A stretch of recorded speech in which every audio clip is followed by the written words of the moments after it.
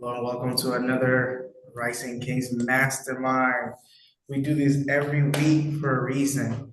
Every week we go into different topics that specifically talk about the things that men are going through in today's day and age, and not just talking about these things, but also thinking about solutions, things that we can put into place, and moves that we can make today to be better men in today's society because things are really chaotic for a lot of people, and it's so important for us to have a good space where we can share openly and just be who we want to be. So, with that being said, we have a really awesome topic. Alex, I'm going to pass it to you. I know you've been cooking this whole week, you've been blowing my phone up. And I definitely want to dive in. It's going to be somewhat of a continuation from last week. So, Alex, the floor is yours, my brother. Yeah, thanks, Carlos. Yeah, based on our conversation last week about the whole sexual energy and intimacy and thinking about it as an energy, the the continuation today is all about action and how to utilize your energy for action, whether it's mental, emotional, sexual energy, and really putting it into action. And I find we live in a time where we have so much access to mental resources and emotional resources. And I found with my clients and also with men, there's like this mental space. There's a lot of energy going on, and there's a lot of emotional space too. So I find that action is really the cornerstone of change, and we can think about the thing, we can feel the thing, we can discuss it with other people, but ultimately it comes down to the actions that we take. And I find this to be a very pertinent subject and topic today that we can discuss, throw the ball around a little bit, and see what shows up today. Oh, I love it. I love it. Yeah, I mean, I'm Dominican. I live in Dominican Republic, and I think it's an understatement to say that it's a very sensual country. Like living here, you hear it everywhere. Everyone just talks about it all the time.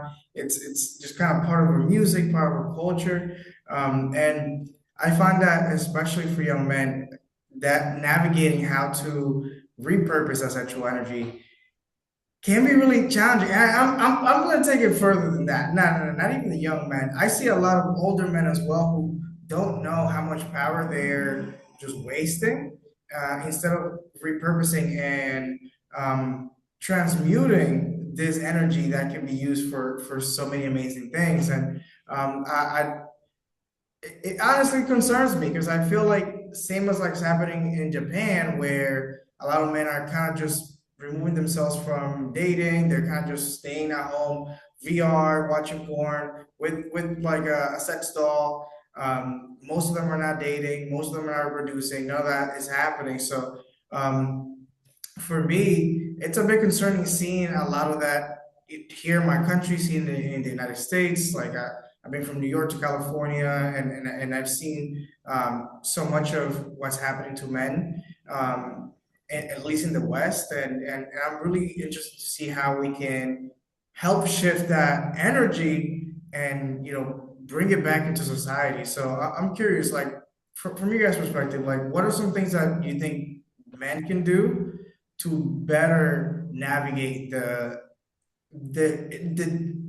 red waters of today's day and age where sex is so easily accessible and it's so easy to just kind of isolate yourself and you know jerk off all day honestly.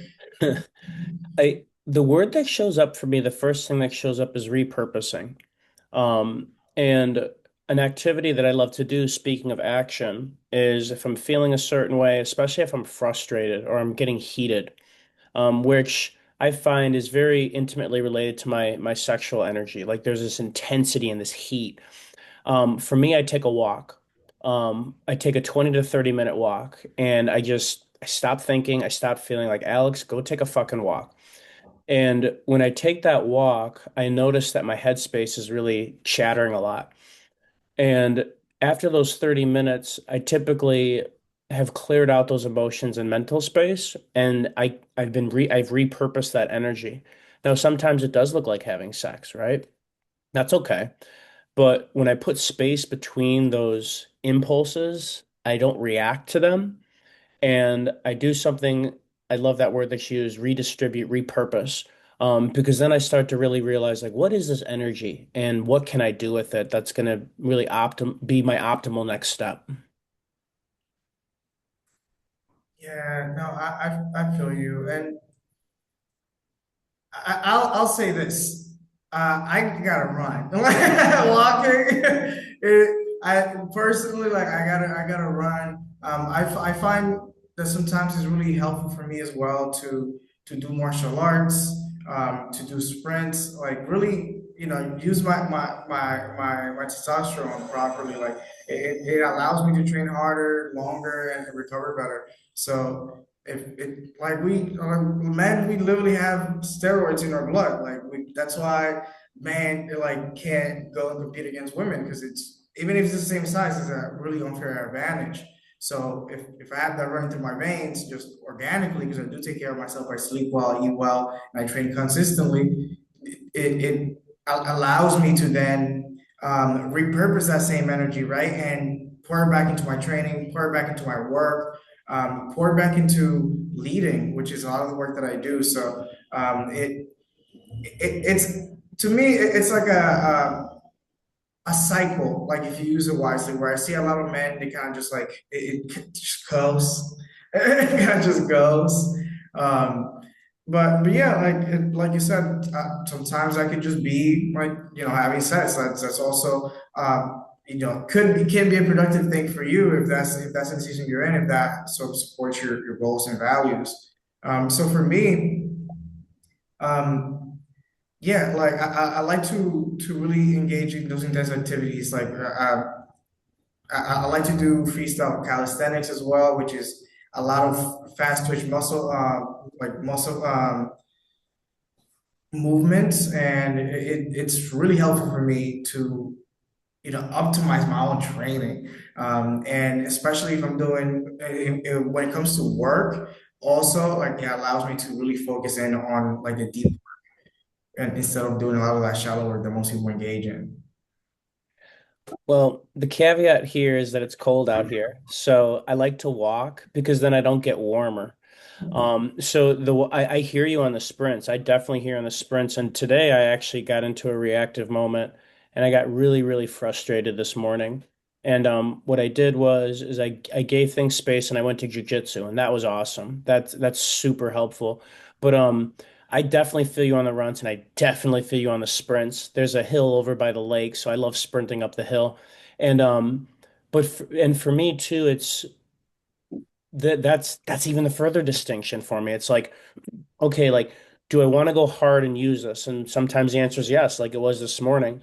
Earlier this week, it was like 0 degrees out and it was dark out. And like I just took a slow walk for 30 minutes, and like I just felt this cooling down and I was able to repurpose that energy. I actually brought it back to my organs for some of you who understand that a little bit more. And that really just cleared my mind space. But I'm with you on that, man. It's like the power, like it really, there's a very big clearing that goes on. For me, I have a lot of competitive and very aggressive energy, and I developed it through sports, specifically soccer, like where you're sprinting like the entire time. So I totally feel you on that. And it also reminds me too, it's like, that's why it's important to put that space between things, whether it's martial arts, running, jujitsu, taking a short walk, and whatever the activity is, that action step, as we put space between those charged emotions or those harder or those chaotic mental thoughts, I notice that it helps us really clear the runway. And that action helps move that energy down through our body as opposed to getting stuck. Um, One of my friends, he was telling me, he's like, man, you're really brave for sharing how you do. I was like, dude, it's not bravery. Like, honestly, I need to move this energy. Like, it just feels so heavy and my head gets so thick. And it's just like, I don't like those feelings. I don't like being in that space for too long. It's really helpful for me to create outlets and channels for that. Because we're men at the end of the day. We're the positive gender, right? We are the positive charge. And it's important that we can really share that energy properly. Love that. I love that. So I'm curious, Ken. I know you're listening. And what's going on for you, my brother?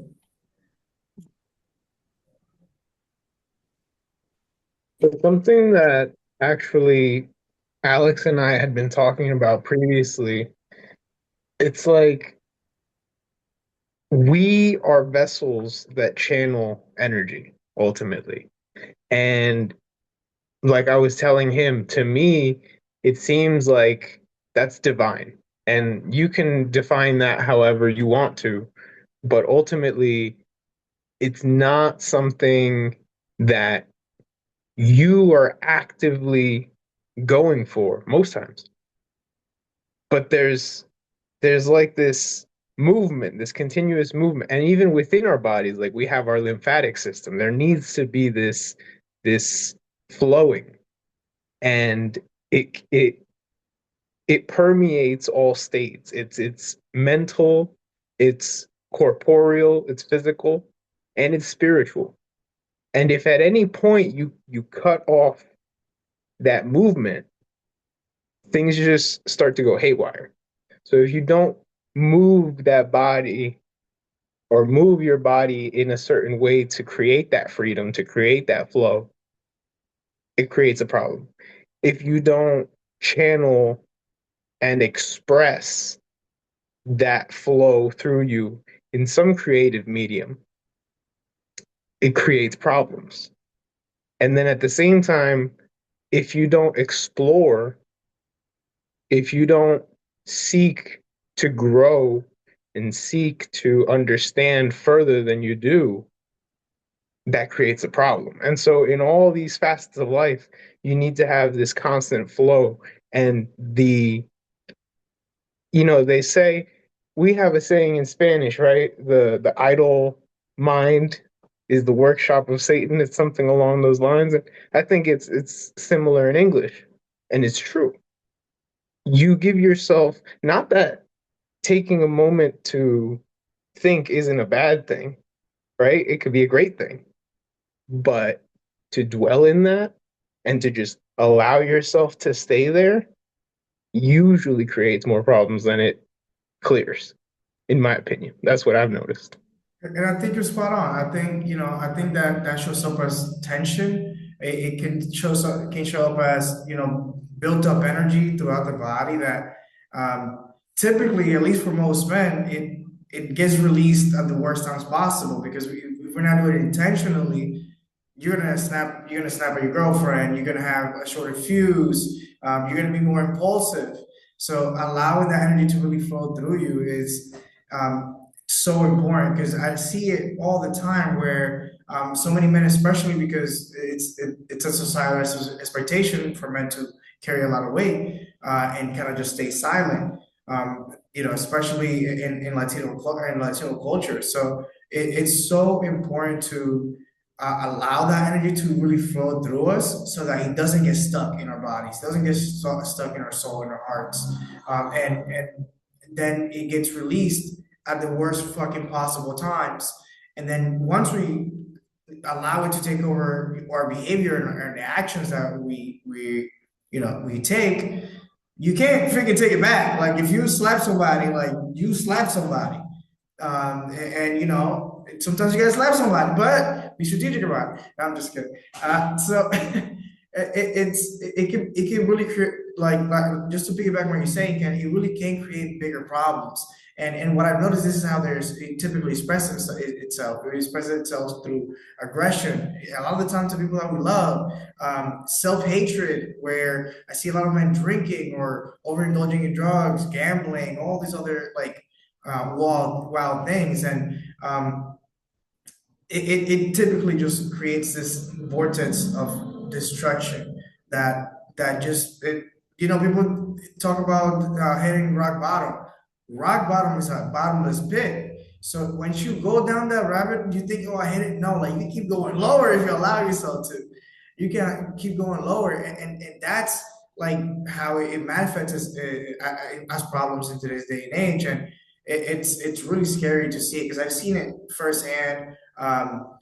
Honestly, next week it's a year since my dad passed away from alcoholism, and depression, and see it, I literally watched it happen in front of my eyes for years. Like it was just a cycle, and it just kept going, getting deeper and deeper until his body would just give out. And I've seen it all over as well, and it's really concerning. It really is concerning. I'm still hopeful because I know like there's a way to live better. But I'm an empath, and I look around sometimes and I see men who are in that cycle, and it really concerns me. Go ahead, Alex. I'm I sorry, feel I blame Ken for having me cook like this. It's all Ken's fault. I find it such a catch-22 with men sharing their feelings. Um, and I have an understanding of why a lot of men don't share their feelings. It's like I'm just gonna be in action, I'm gonna move these energies, which I find to be very helpful. It can be very helpful. It's a double-edged sword. I find personally like I don't really share my emotions with many people, and I especially don't share them very much with women. I just I notice that there's like this interesting dynamic that happens. Um, and when I share my emotions with women, one of two things happens, I notice. And sometimes a third. If it's a very conscious person, she's an actual friend, which I find is kind of rare, at least in my experience. It's like she's like to have a friend or I noticed that one thing happens is when men open up emotionally to women, it I noticed that women, if a lot of women think that, oh, we have a good connection and he's sharing my emotions, so he likes me, or we like each other. And like I noticed that that happens, which not a bad thing. But I noticed that when I share in a certain way with women, they actually look down on me. Oh, sorry. Um, Something happened to my screen. But they actually look down on me. And they don't respect me as much because I'm supposed to hold their feelings. They're not supposed to hold mine. And so I see this dynamic where men not sharing their feelings, how it's gotten really bad. It's gotten bad publicity, and that's why personally I share my feelings with men, specifically men like you guys, um, because I find that we can hold these canisters and explore them well. So I can see how men don't share their feelings. But I also the other side of it, the negative side of it is that if men are harboring their feelings and they're not releasing them or they're not channeling them well, like in a positive way, I can see how much it can really impact our chest and our heart specifically, physiologically, because like it's everything is weighing on us. And I notice that men, we carry a lot of that tension here specifically. Um, and we deal with those differently than women. So that's been my experience. And that's why I'm very careful how I share my feelings, especially if it's with a woman. And also with guys too, because there's a lot of things going on behind the scenes when we do that. I hear you on that. I hear you on that. And from my perspective, I think it kind of goes into the different buckets for me. And I hear when you say about being careful about sharing feelings with women. Um, my distinction it would be that if I'm sharing my feelings and my emotions with women, they're typically mentoring me. They're typically a leader, someone that can hold that space for me. But if it's someone that I'm supporting, my mom, my sisters, my girlfriend, like if it's it it does create that sense of at least for me, at least in the past, where they lose a little bit of trust, per se. There's a bit of trust lost, not in a bad way, but men are supposed to be providers and protectors, and if there's a sense of vulnerability, sometimes women tend to pick up that slack and move away from that feminine energy. Whereas, I've been blessed to have female mentors who have been amazing. I've been able to have amazing, colleagues as well, who are women that I can share openly with, and that has allowed me to really grow. But those like you were sharing, Alex, I have to be very intentional about who I was sharing with, and making sure that those women were in position to create that container for me, because for men, it's cool for us to share while we're filling, and we kind of just like play it off. But I noticed that if women are not in position to create that container, they can absorb those emotions, and it kind of just multiplies them, which can be really good. Like I think women are amazing at that because it allows us to like, okay, let's feel this shit right now. But I think there's times where we want to be able to share what we're going through without having feeling like we have to censor ourselves, because then we're kind of blocking what we really actually want to say instead of just expressing what we want to say.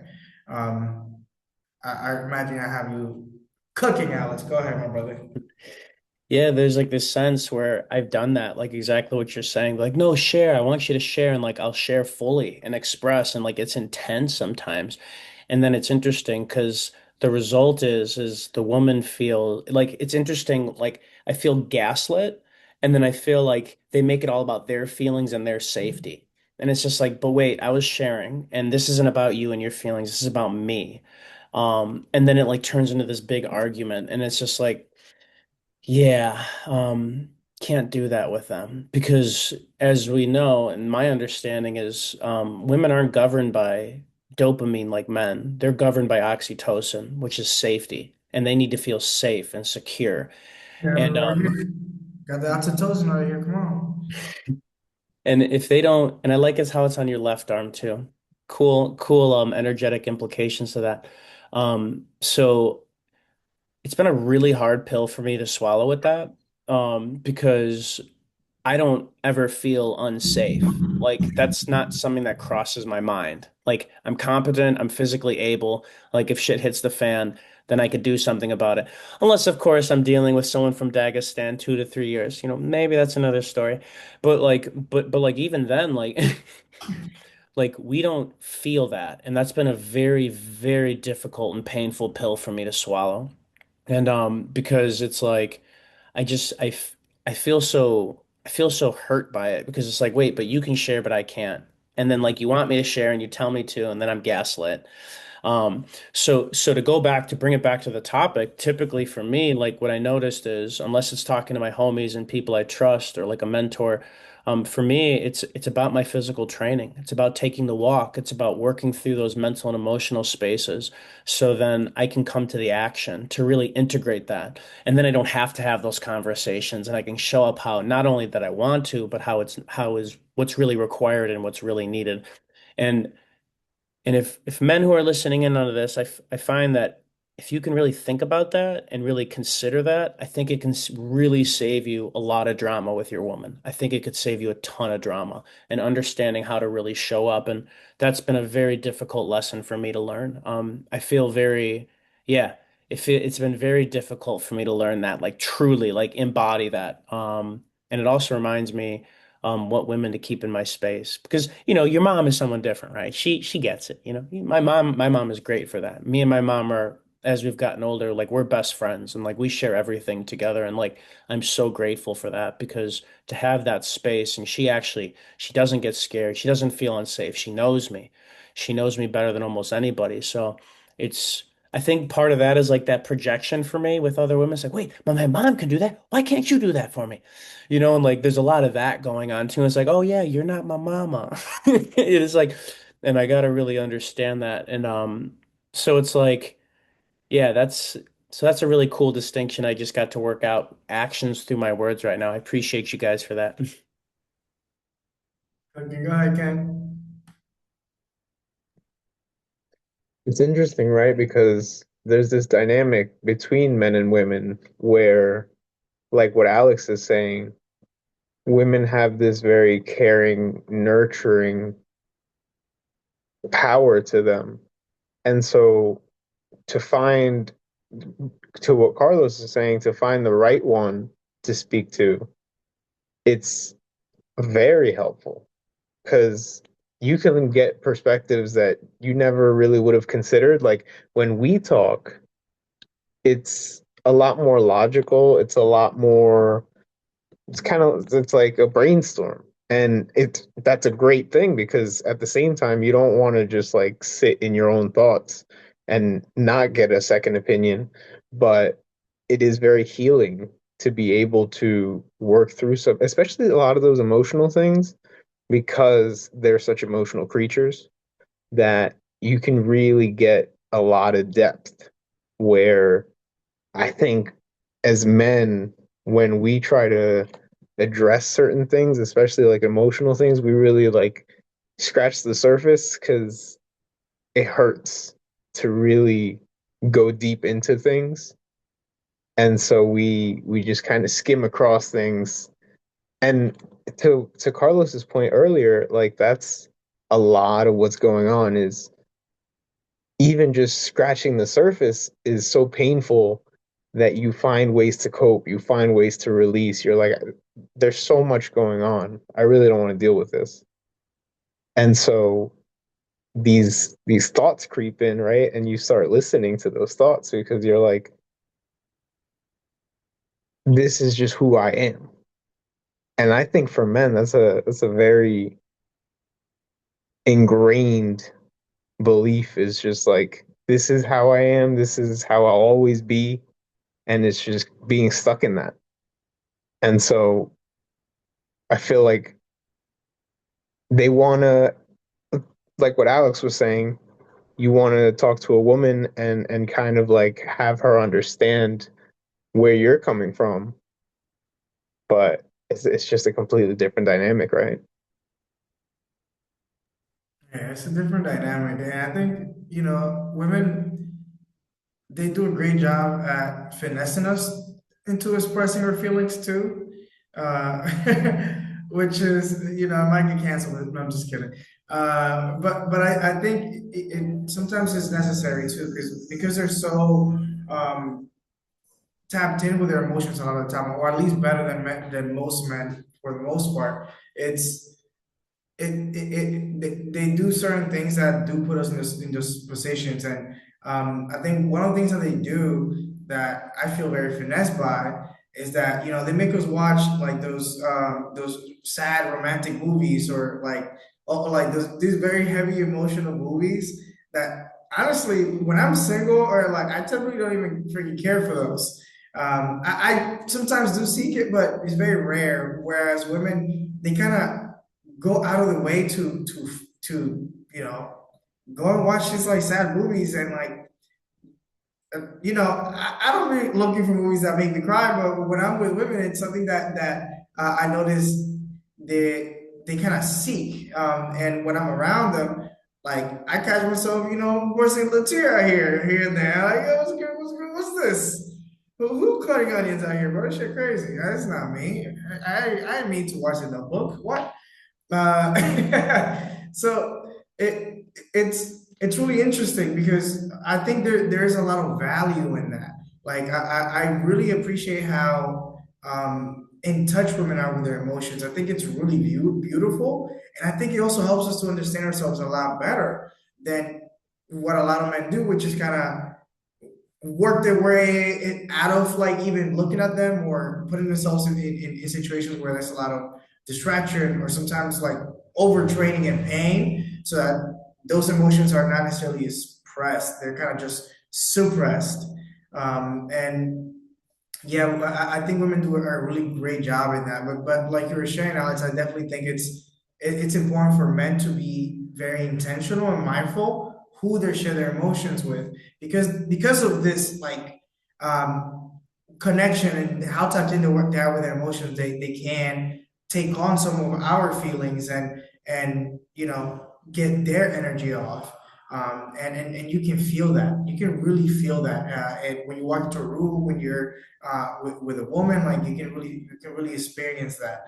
And something that a lot of people have shared with me, is that women, like, I create this safe space for women. Like I'm in psychology, right? So I've been around mostly women in my field, and I'm able to be in a room with 27 women, like, and just me.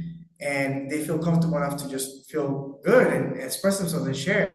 And I think a lot of that has to do because I'm very intentional about who um, I'm vulnerable with in different situations.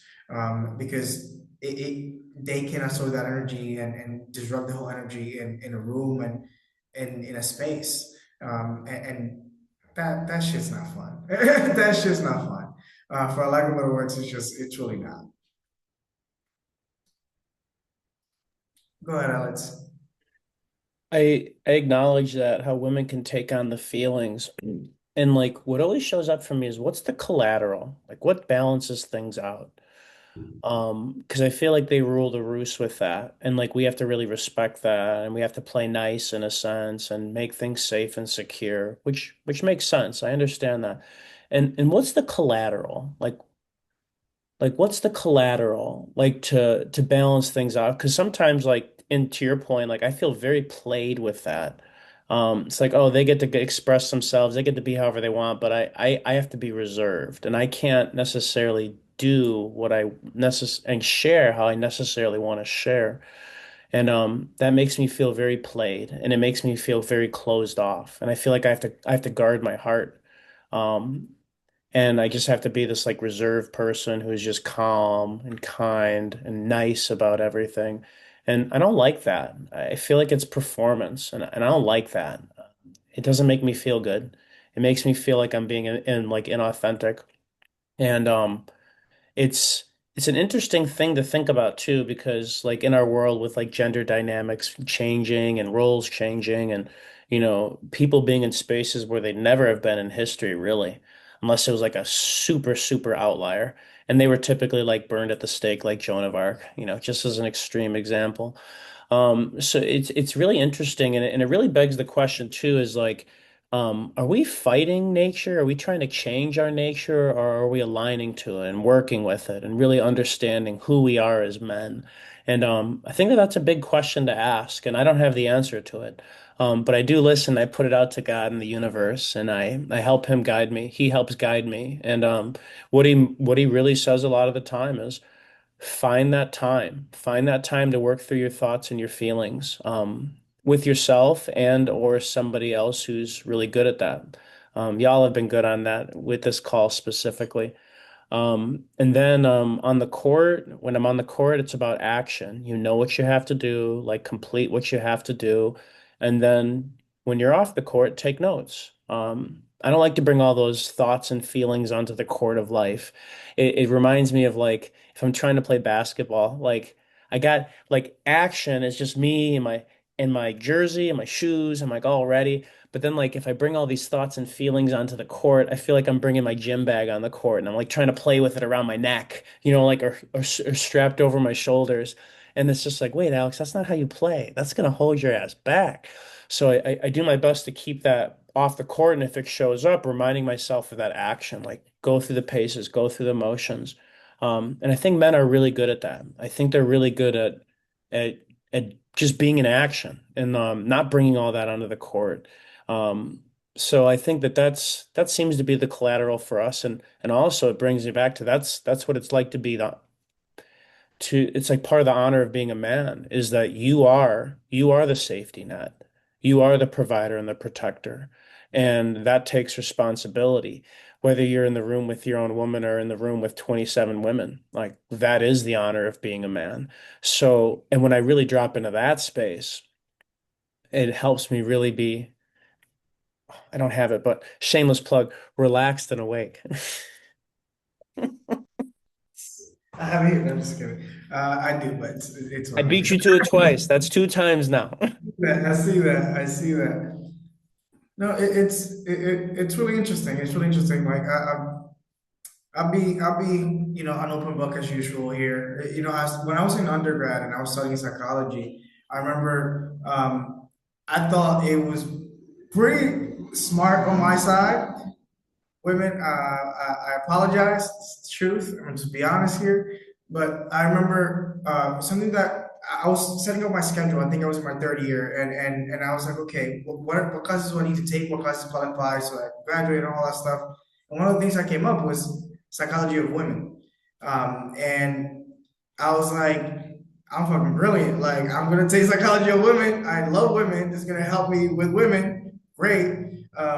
So my thought process was like, it's gonna be just a bunch of guys in there trying to figure out what like women, and then doing all of that. Well, like I was very shocked because I was it was me and one other guy, and the other guy was never be a class. So it was a lot of the time it was just me and a bunch of women in a classroom. And there was one time where the professor, of course, Sakaja woman, taught by a woman, beautiful, beautiful lady. She was awesome, super smart, super intelligent. And one day she started really opening up with us and sharing how she was going through a divorce, and she was, doing the whole like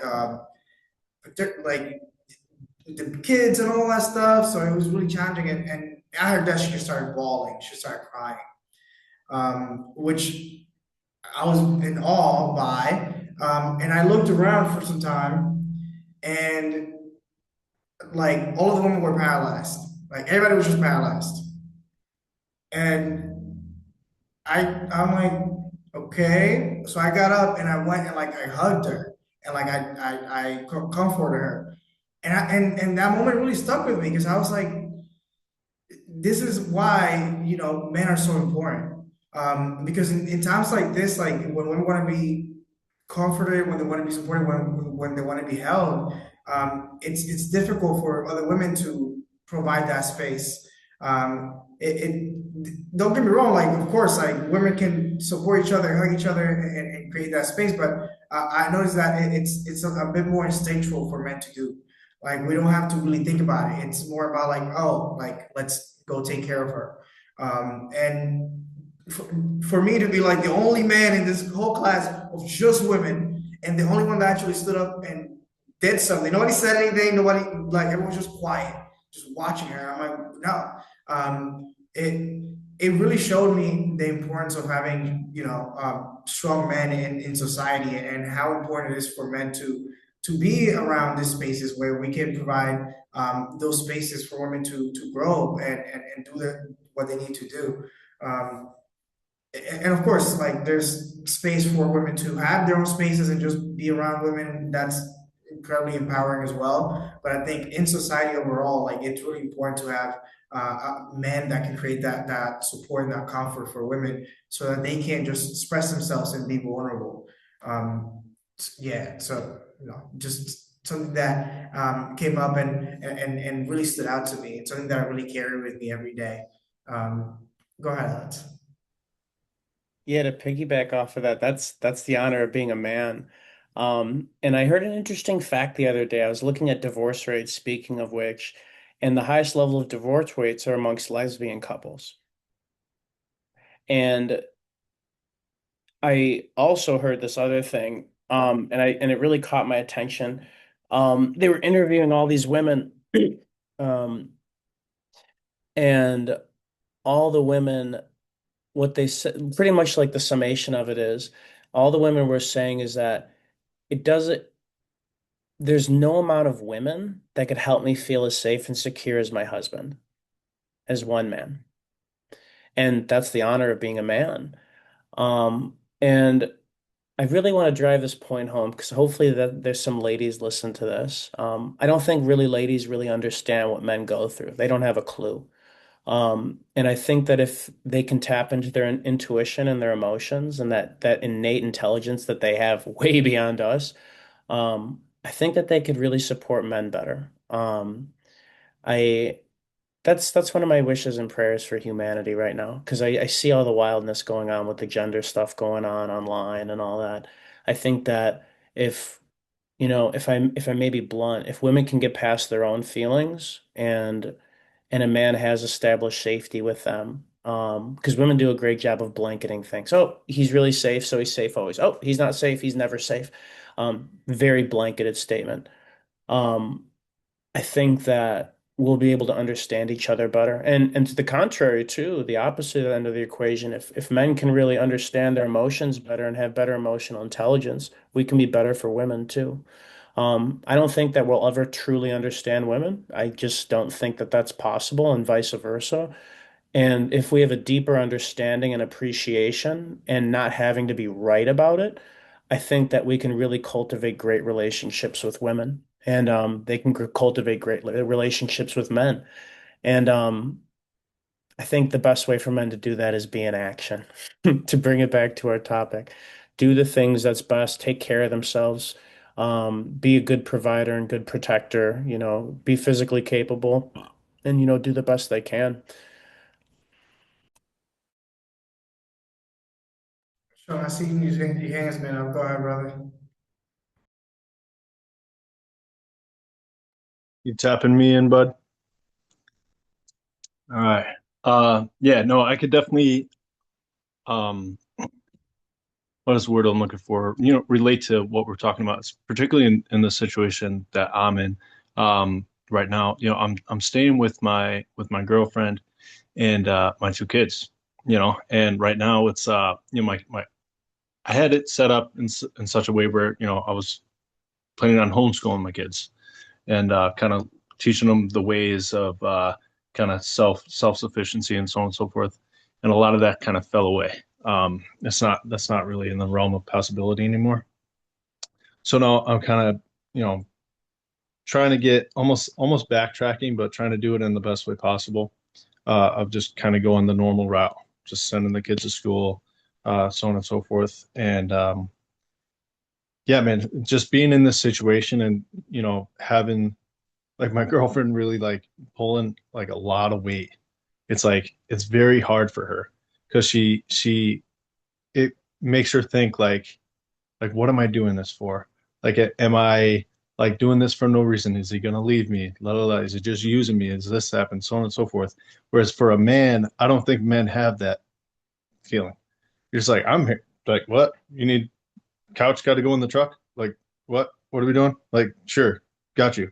Like it's like, oh, like kids need help, or you got you. Like, no problem. It's just like serve, serve, serve, serve, serve, serve, serve. Whereas women, just like you were talking about, Alex, with the dopamine versus the oxytocin, learned something today in this conversation. Um, like we get that like bump of dopamine. It's like, damn, I just like did that for somebody. Like it makes me feel so good. Whereas for women, they don't feel safe. They feel like they're being used or feel like they're being played in that situation.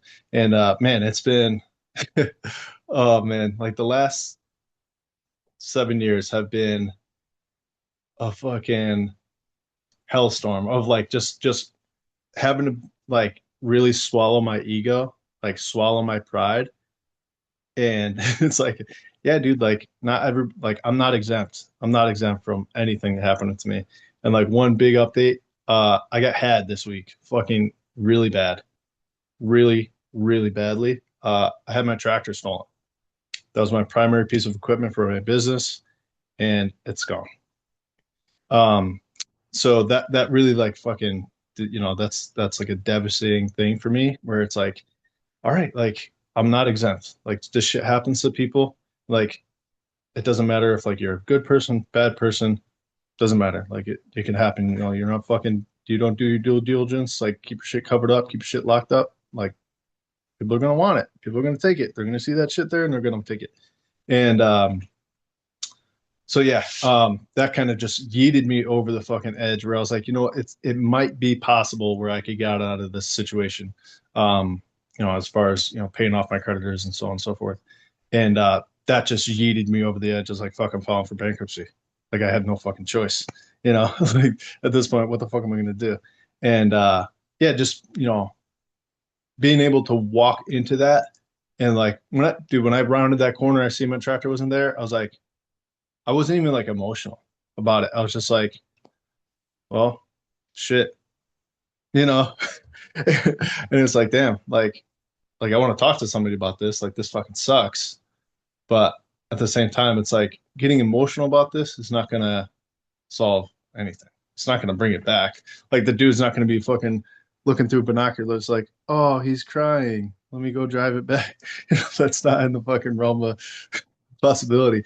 Um, So yeah, man, it's just being able to, be at peace and still trying to do like the best that I can. And it's like just moving forward, like in action. Like I got like a chalk marker for the fridge and I just write the shit down. It's like, okay, this is what I got to do. Like, this is ugly. Like, I hate these words. I hate this shit. I hate having to do all this stuff. But it's like, it's just fucking what's got to get done. Like, I got to fucking go shoulder deep in this fucking septic tank, pull the goddamn plug, and get this shit drained out. It's like what I got to do. So, yeah. Yeah. So, speaking of action, man, it's like, that's what we got to do as men. And because we know, like, we would do it for the other person, like for the next person in line. It's like, okay, if I would do it for them, I could do it for myself, you know? Um, yeah. Anyway, that's my share, guys. Bro, that's really powerful. I can definitely resonate with that. And, I think that women do a pretty shitty job at sometimes asking out of us without realizing that for most men, like, we would put ourselves out of balance to figure it out and fix things. And to an extent, women don't really care. Like, they want the thing fixed. And because we don't say otherwise, because a lot of the time we don't share and don't set those clear boundaries, they're like, oh no, he's cool with it. Meanwhile, I notice a lot of men, they're like juggling all these things. And women do suck at that. I'm not gonna lie. They just want the thing done. They want the couch and the truck, whatever. All it just needs to get done. But I think us as men, we can also do a better job setting clear boundaries when our capacity is being breached, because it gets to a point where we're spread too thin, and then we start building up resentment towards the women that we love in our life, because they will ask us for things, and we feel emasculated when we say no to women. Like, we always want to say yes, yes, yes. But I think it's important for men to humble ourselves and ask for help as well, and be like, I would love to help you there, but I am literally at capacity. I really want to honor where I'm at. Is that something that you can do? Can you help me out there? Can we hire somebody out? And really setting those boundaries, because I feel like it's our intrinsic nature to want to figure this shit out, like to want to say yes, to provide, to bring whatever women ask to the freaking table, even if it puts us out of balance. But I think because women can depend on us, and we can be that foundation for them, it's important that we set those boundaries so that we are stable, so that we are good. Because if we don't do that, then we end up freaking dying, getting sick, or crashing the fuck out. And I think that serves nobody. Neither of those three things serve anybody. And as men, at least for me, like, it's really difficult sometimes to set those boundaries. I feel emasculated. I feel like, you a little bitch. Like, you a little bitch. How you gonna say you can't do that thing, or you're tired, or you're at your peak.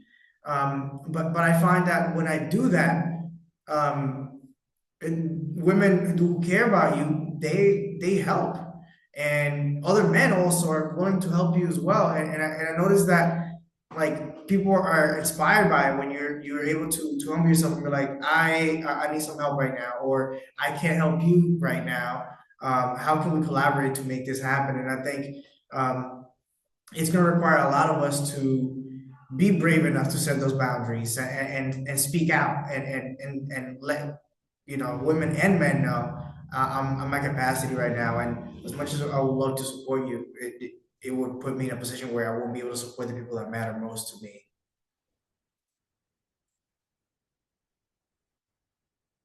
Go ahead, Ken. I think that goes back to that piece that Alex mentioned about vulnerability. I think that it just becomes a skill that you develop over time to know how to tactfully bring it up, when to bring it up, how to bring it up, and in an appropriate fashion. Like, you're not going to bring it up at a celebration dinner where everybody's trying to focus on something nice. You're just like, you know what, guys, I'm going through some shit.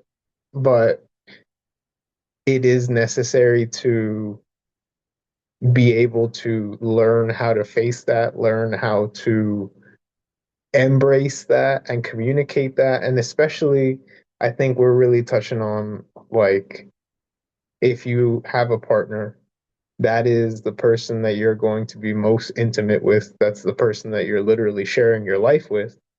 And so, and usually those are the hardest conversations to have because those, like, if you're dating, like, I think that's what we were touching on with Alex is that that's not the most appropriate way to get to know somebody is like, here's all my baggage. Um, but once you're in a committed relationship with somebody, to be able to feel supported, you want to be able to get things off your chest and feel like you're being heard. And sometimes that can go awry, but I think that it starts with some of the work that we do on our own and then learning how to communicate that and working through that with the other person. Because the other thing too is I feel like when you allow for those conversations, it creates that safe space for them to want to share with you, which is also important because it's like, okay, it's not all about me. Like that's almost where the refreshing energy comes from, where it's like, as a man, you can then hear that and you have that balance of like, okay, I pour into you, you pour back into me. And now I realize, all right, there's a lot more going on here than just how I feel. Like, I need to consider her, I need to consider, other variables, like if there's kids or if you've got other family with you, it's like, okay, this is why I do it. And then you like the action serves a purpose because otherwise you're just going through the motions and people are suffering doing that anyway. So it's like finding a reason to continue pushing forward. And that all comes from that dialogue. And I want to share a tool that I teach organizations, and it's really helpful to understand how to set boundaries. It's really a skill, and I've studied it a lot because I was really shitty at it. I was really shitty at it. But like any skill, we could develop it. And when it comes to setting boundaries, men are fucking horrible at it. Like just straight up, we're really, really bad. Women are definitely better than us. There's no doubt about it. Um, and what I find is that if you're looking to get better at setting boundaries, there's a formula for it. Like especially when you're bringing up these hard conversations, there's a way to do this. So I'll share with you guys because we're all about sharing the tools, and there's no way I'm going to not share the blessings. But it's pretty straightforward. First of all, lead with intention. That's something that men are really bad at. We tend to just kind of dive into the conversation right away instead of like setting up the conversation, especially when we're having this tough conversations. It's important for us to lead with intention. What I mean by that is saying that, hey, like I care about you, hey, I love you, hey, I'm saying this because I want to make this work, or hey, I'm saying this because I want to, create resolution between us, and leading with that, so that then we can create that space where we're leading with, hey, I'm not attacking you, hey, like this, let's work on this together. Where I notice a lot of men just across the page. Like it's just something that I've seen a lot. We kind of just want to dive into it. Like, let's just fucking solve this problem. Like, let's just really, let's just get it done. Let's freaking get on it.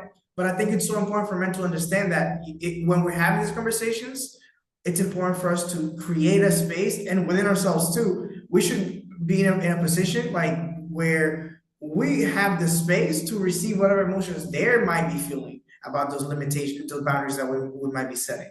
Like if sometimes when we never set boundaries before, the people that we set boundaries with, they get angry, they get sad, they feel like left out, they feel all these things. So it's important for us to prepare for that and expect it as we're going to have these conversations. Not just go into it like all willy-nilly and be like, oh, let's figure out, let's just throw all these feelings in here and not expect chaos to come out of it.